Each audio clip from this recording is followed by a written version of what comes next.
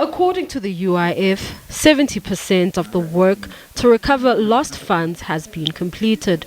Last year, the fund announced it would launch a follow-the-money investigation to clamp down on fraud.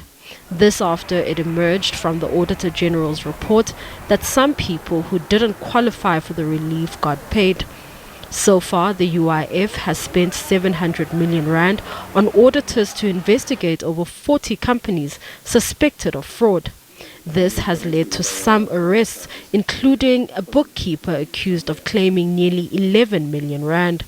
Our risk unit goes to court, and of course our legal unit as well, but particularly our risk, because those are the people we have deployed to look into preventive mechanisms. So when they go to court and also working with the law enforcement agencies, they get to be strengthened more on the modus operandi that these people utilize, so that they fit back into our system on preventive mechanisms.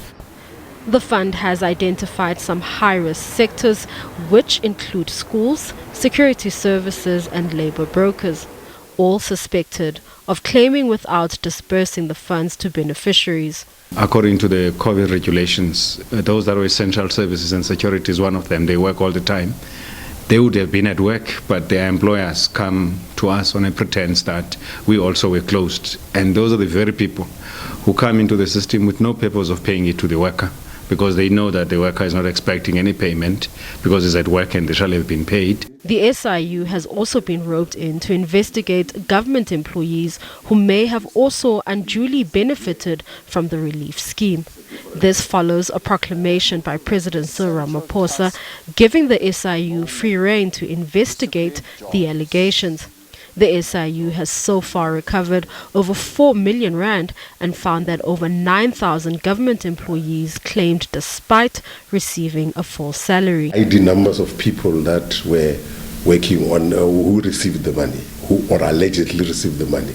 We then took all of those numbers and matched it against PERSAL to check whether these people work for government or not, and we found there are so many of them that work for government in most of the departments.